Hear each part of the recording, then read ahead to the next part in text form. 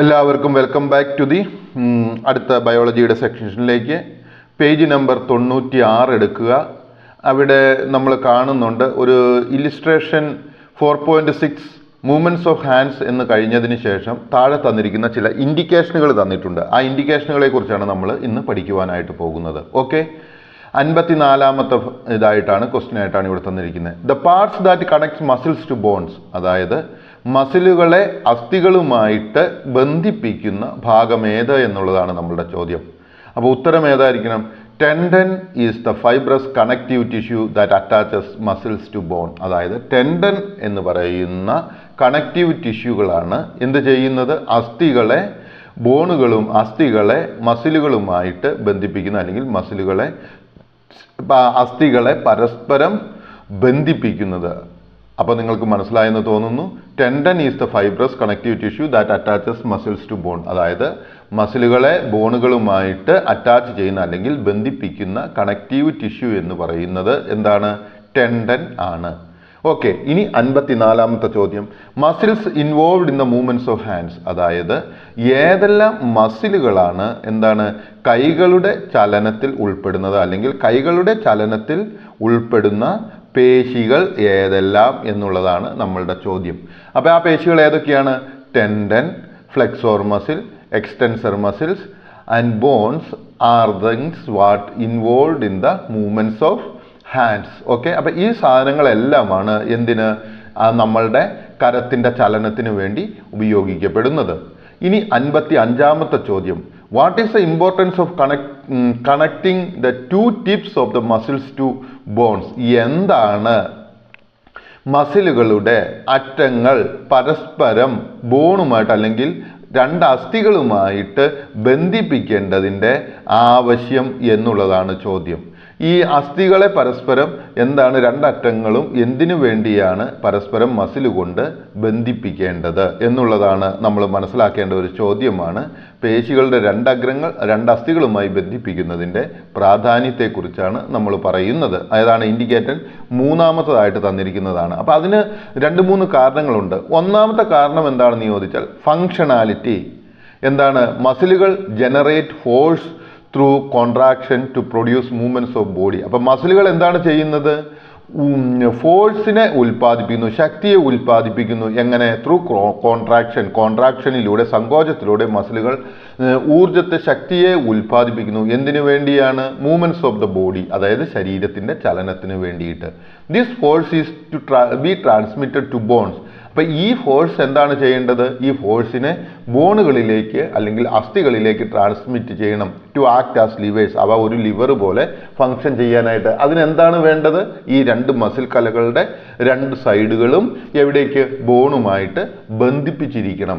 So you understood, I hope. അതായത് മസിലുകൾ എന്ത് ചെയ്യുന്നു? ഫോഴ്സ് ഉൽപ്പാദിപ്പിക്കുന്നു ശരീരത്തിൻ്റെ മൂവ്മെൻറ്റിന് വേണ്ടിയിട്ട്. ഈ മൂവ്മെൻറ്റ്സ് നടക്കണമെങ്കിൽ ഈ ഉൽപ്പാദിപ്പിക്കപ്പെടുന്ന ഫോഴ്സിനെ അസ്ഥികളിലേക്ക് ട്രാൻസ്മിറ്റ് ചെയ്യണം. ഈ അസ്ഥികളിലേക്ക് ട്രാൻസ്മിറ്റ് ചെയ്യുവാൻ വേണ്ടിയിട്ടാണ് ഇവ രണ്ടും പരസ്പരം ബന്ധിപ്പിക്കപ്പെട്ടിരിക്കുന്നത്. ഓക്കെ, അപ്പോൾ ഫങ്ഷണാലിറ്റി മനസ്സിലായെന്ന് തോന്നുന്നു. ഇനി രണ്ടാമതായിട്ട് നമുക്ക് പറയാം ബയോകെമിക്സ്, അതായത് ശരീരത്തിലുള്ള രാസപ്രവർത്തനം. When a muscle contracts the tendon then transmits this force to the bones. അപ്പം മസിൽ സങ്കോചിക്കുമ്പോൾ എന്താണ് ചെയ്യുന്നത്?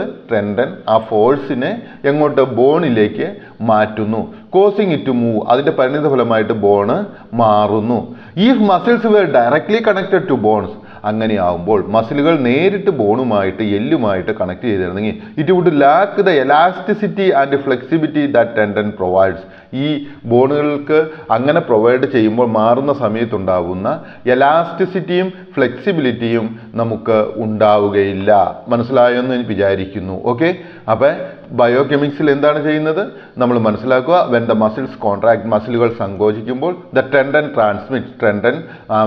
ട്രാൻസ്മിറ്റ് ചെയ്യുന്നു, അല്ലെങ്കിൽ ഉൽപ്പാദിപ്പിച്ച് പകർന്നു കൊടുക്കുന്നു. Force to bones. എന്തിലേക്ക്? ബോൺസിലേക്ക് ആയിരിക്കും ഫോഴ്സിനെ പകർന്നു കൊടുക്കുന്നത്. Causing to move. കോസിങ് എന്ന് വെച്ച് കഴിഞ്ഞാൽ കാരണമായി തീരുന്നു. എന്തിന്? ബോണുകളുടെ മൂവ്മെന്റിന്. അപ്പോൾ if the bones were directly connected to bones, if the muscles were directly connected to bones, മസിലുകൾ നേരിട്ട് ബോണുമായിട്ട് കണക്ട് ചെയ്യുവാണെങ്കിൽ എന്ത് പറ്റും? It would lack the elasticity. ഈ ബോണുകളുടെ അവിടെ കിട്ടുന്ന എലാസ്റ്റിസിറ്റി നഷ്ടപ്പെടും, ഫ്ലെക്സിബിലിറ്റി നഷ്ടപ്പെടും. ഏത് ഈ ടെൻഡൻ പ്രൊവൈഡ് ചെയ്യുന്ന എലാസ്റ്റിസിറ്റി അതിന് നഷ്ടപ്പെടുന്നത് കൊണ്ടാണ് വരുന്നത്.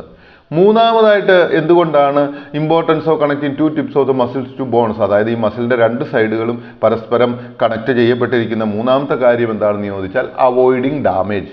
If the muscles were to connect directly to other muscles or bones, അതായത് മസിലുകൾ നേരിട്ട് മസിലുകളുമായിട്ടോ അല്ലെങ്കിൽ ബോണുകളുമായിട്ടോ അസ്ഥികളുമായിട്ടാണ് കണക്ട് ചെയ്യുന്നതെങ്കിൽ it could lead to increase wear and tear or injury. അതായത് എന്ത് ചെയ്യും?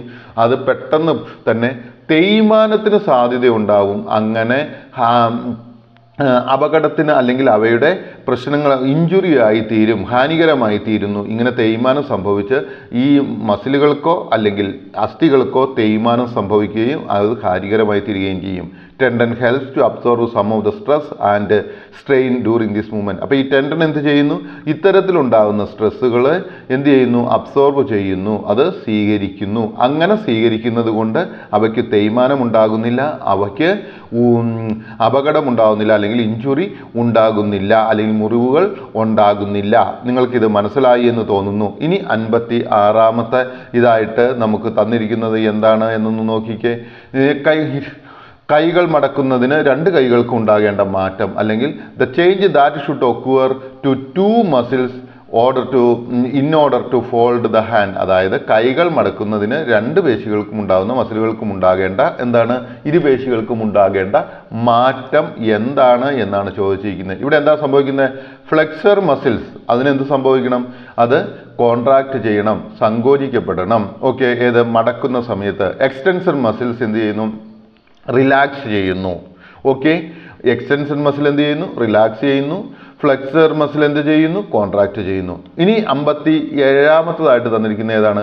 The change that should occur to the two muscles in order to stretch the hands. അതായത് നമ്മുടെ കരങ്ങളൊന്ന് നിവർത്തി സ്ട്രെച്ച് ചെയ്തെടുക്കുന്നതിന് വേണ്ടിയിട്ട് എന്ത് ചേഞ്ച് ആണ് മസിലുകളിൽ ഉണ്ടാകേണ്ടത്?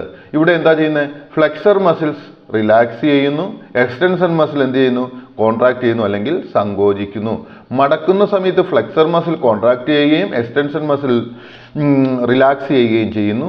നിവർത്തുന്ന സമയത്ത് ഫ്ലെക്സർ മസിൽ റിലാക്സ് ചെയ്യുകയും എക്സ്റ്റൻഷൻ മസിൽ കോൺട്രാക്ട് ചെയ്യുകയും ചെയ്യുന്നു. ഇനി 58ാമത്തെ ചോദ്യം, what are the antagonistic actions of the two muscles? അപ്പോൾ ഈ അന്റഗോണിസ്റ്റിക് ആക്ഷൻ എന്ന് പറഞ്ഞാൽ നിങ്ങൾ മനസ്സിലാക്കുക, വിപരീതമായ പ്രവർത്തനങ്ങൾ എന്നുള്ളതാണ് അർത്ഥമാക്കുന്നത്. ഓക്കെ, അപ്പോൾ ടു അന്റഗോണിസ്റ്റിക് ആക്ഷൻ എന്ന് പറഞ്ഞാൽ വിപരീതമായ പ്രവർത്തനം. What are the antagonistic actions of the two muscles? ഏതെല്ലാമാണ് നമ്മളുടെ കൈകൾ മടക്കുമ്പോൾ muscles of the hand when it is folding എന്നുള്ളതാണ് ഇവിടുത്തെ ചോദ്യം. Okay, antagonistic actions of the two muscles are the actions that occur when two or more muscles work opposite to each other normally around a joint. ഒരു ജോയിന്റിന്റെ ചുറ്റുമുള്ള രണ്ട് തരത്തിലുള്ള മസിലുകളിൽ ഒരെണ്ണം work ചെയ്യുന്നതിനു നേരെ വിപരീതമായിട്ട് മറ്റേ മസിൽ വർക്ക് ചെയ്യുകയാണെങ്കിൽ അതിനെ എന്ത് പറയുന്നു? ടു അന്റഗോണിസ്റ്റിക് ആക്ഷൻസ് എന്ന് പറയുന്നു. ആർക്കെങ്കിലും ഓർപ്പിക്കുകയാണെങ്കിൽ ഇതിൻ്റെ ഹാർഡ് കോപ്പി വേണമെന്നുണ്ടെങ്കിൽ എന്നെ ഒന്ന് ഈ വാട്സാപ്പ് നമ്പറിൽ ഒന്ന് കോൺടാക്റ്റ് ചെയ്യണമെന്ന് സ്നേഹത്തോടെ ഓർമ്മിപ്പിക്കുന്നു. ഇനി 59ാമത്തെ ചോദ്യമാണ്, what makes possible the folding and stretching of hand? എന്താണ് കൈകളുടെ മടക്കിനും നിവർത്തിനും സഹായിക്കുന്നത്? The antagonistic actions of the two muscles make the folding and stretching of hands. ഏതെല്ലാമാണ് the antagonistic actions of the two muscles? ഏതെല്ലാം മസിലുകളാണ്? ഫ്ലെക്സർ മസിലുകളും extension മസിലുകളുടെയും അന്റഗോണിസ്റ്റിക് ആക്ഷൻസ് മേക്സ് പോസിബിൾ. ആ വിപരീതപരമായിട്ടുള്ള പ്രവർത്തനങ്ങൾ എന്ത് ചെയ്യുന്നു? കൈകളുടെ മടക്കലിനും നിവർത്തലിനും നമ്മളെ സഹായിക്കുന്നു അല്ലെങ്കിൽ സാധ്യമാക്കുന്നു. ഇനി 60ാമത്തെ ചോദ്യമായിട്ട് തന്നിരിക്കുന്ന ഇതാണ്, most of the movements in the body are made possible with antagonistic actions of the muscles. Okay, ഇതൊരു വൺ വേർഡ് ആയിട്ട് ചോദിക്കാം. എന്തുകൊണ്ടാണ് ശരീരത്തിന്റെ ചലനങ്ങൾ സാധ്യമാകുന്നത്? ഒരുവിധം എല്ലാ ചലനങ്ങളും സാധ്യമാകുന്നത് എന്തുകൊണ്ടാണ്? അന്റഗോണിസ്റ്റിക് ആക്ഷൻസ് ഓഫ് ദ മസിലുകൾ കൊണ്ടാണ്. നമ്മളുടെ ശരീരത്തിൻ്റെ മിക്കവാറും എല്ലാ ചലനങ്ങളും സാധ്യമാകുന്നത്. ഐ സപ്പോസ് ഈ പാഠഭാഗം നിങ്ങൾക്ക് മനസ്സിലായെന്ന് പ്രതീക്ഷിക്കുന്നു. അടുത്ത വീഡിയോയിലേക്ക് നമുക്ക് പോകാം.